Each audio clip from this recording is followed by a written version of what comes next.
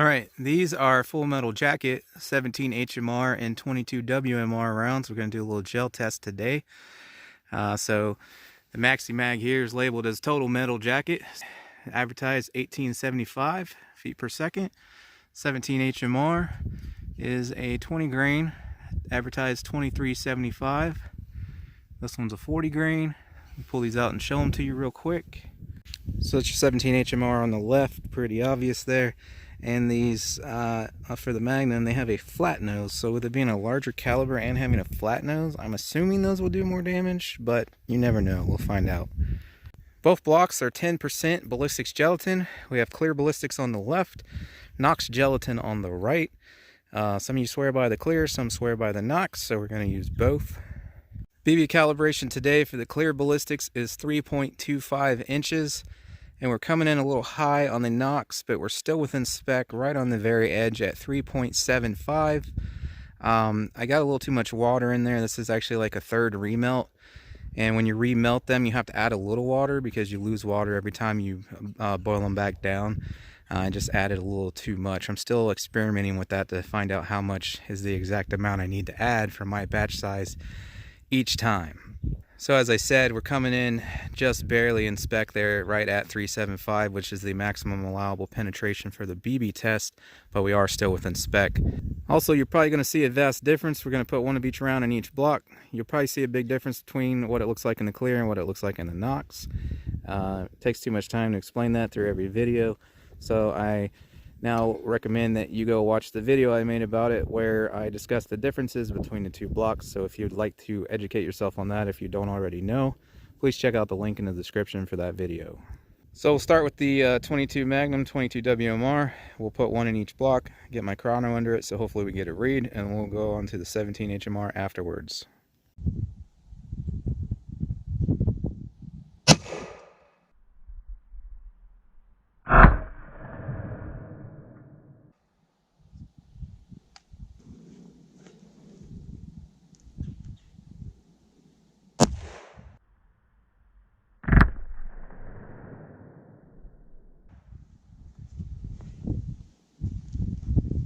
All right, there's the entry for the 22 Magnum on the Knox gelatin. I'll flip this over so we can see better here in a second. Please ignore the damage you see here. That was from the previous 17 HMR and 22 Magnum gel test. But we did get complete pass-through, kind of like I expected. If it didn't tumble to slow down and cause a lot of damage on the way out, fully expected a pass-through there. So there's the bottom side. I flipped them over. And we actually did get tumbling right here. You can see there where the wound gets much larger. That's because the bullet tumbled. It's got a pretty decent permanent cavity there from that flat nose. Doing some damage there, unlike a round nose. And then there we tumbled, clearly, because it's so massive. And then it looks like it probably righted itself or was still traveling backwards. And we zipped out the back. So it's actually pretty impressive to get that kind of penetration, even though it tumbled at least once. So let's check out the clear block. Right there's the entry for the clear. Ignore the other holes. We were doing other gel tests today. Come through there. There's a pretty big channel. So that one tumbled as well, unless we got some sort of expansion, which we did not. Through there. Gets a little, what is that? There it is. Right there. Let me get a measurement on that real quick for you.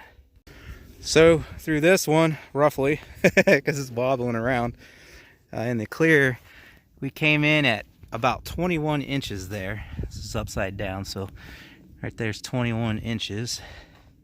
Yep, we got a little bounce back, so 21 inches there.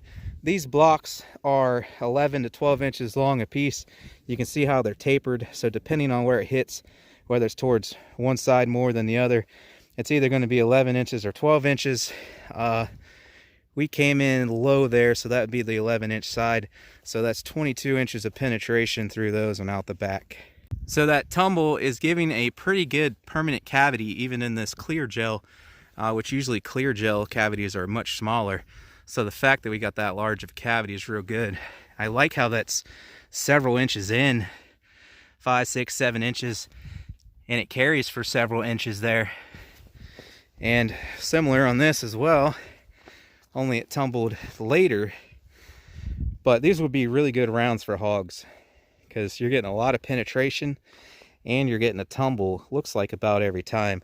I'm actually, we'll shoot a few more at the end of this video to see if they all tumble after I do the 17 HMR. And I'm gonna have to backtrack here. Unfortunately, I completely forgot after the test was over to shoot more rounds into it to see if I could verify if every one or the majority of them would in fact tumble. So sorry about that, but I figure I should drop that in now. That way you're not disappointed hoping and waiting for it.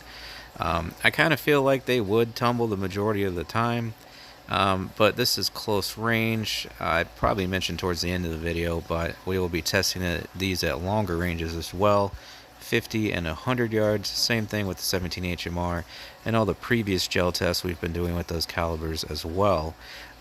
So it'll be much more important to know if they will still tumble at 50 and 100 yards than point blank range like this. So we will make sure to find out then when I shoot them at longer ranges coming up soon.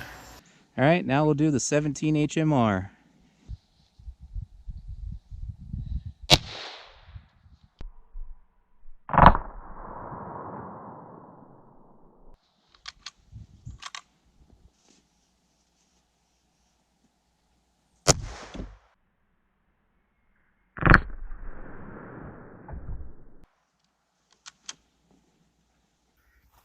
All right, this one hit the table, bounced, we lost it. So that's the shot we're looking at right now. I'll flip this, see if we can see it better from the other side. And right there is the bullet.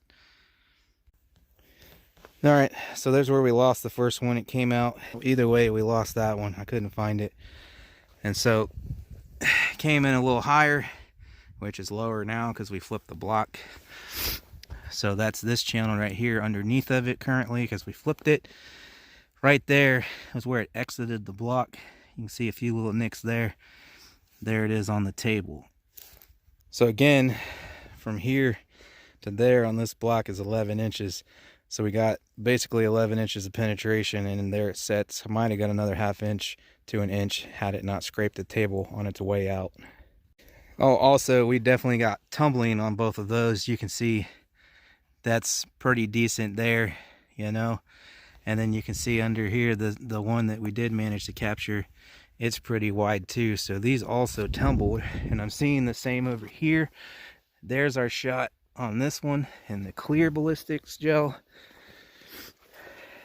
Oh wow, that's the first time I came over here. And there's our tumble on that in the clear from the 17. There's your direct comparison with the Magnum, 22 Magnum and the 17 HMR. And it stopped right here, which these are 16-inch blocks. So you're sitting right there at about 15 3/4. So I don't think there's really much to examine because these are full metal jacket and, you know, they stayed together. They didn't come apart or anything. So there's what you're looking at there with the 17 HMR. I'll go grab that one off the table in a sec. There's your 22 Magnum. As you can see, that is unchanged whatsoever. And here's the one on the table. And it does have that, the rear of it's flattened out there. And I think that's just because it hit the table, because the one in the clear block over here doesn't look like it flattened out like that. I mean, maybe it did a little. Yeah, it did, but not as much. So that's our results, guys. Appreciate you watching. Like I said, we'll be doing this, or maybe I forgot to say in this video. Anyways, we'll be testing these again later at 50 and 100 yards. Potentially further later on. Doing the same with all the other 17 HMR and 22 Magnum rounds we've been testing. We'll also be testing those out at 50 and 100 yards and possibly beyond in the future. So make sure you stay tuned for that, because we'll definitely be doing some longer range tests with this stuff to see what still opens up out there at further ranges. Probably also forgot to mention in this video the rifles we're using for the 22 Magnum: Rossi RS-22M. For the 17 HMR, Savage 93 R17. I'll put a link in the description for those as well if you want to see a review on those. But check out the 22 playlist for all the gel tests you missed, or if you want to watch them again, that's easy access there. Everything rimfire is in there, and I got quite a few rimfire videos. But hey, again, thanks for watching. I hope to see you on the next one.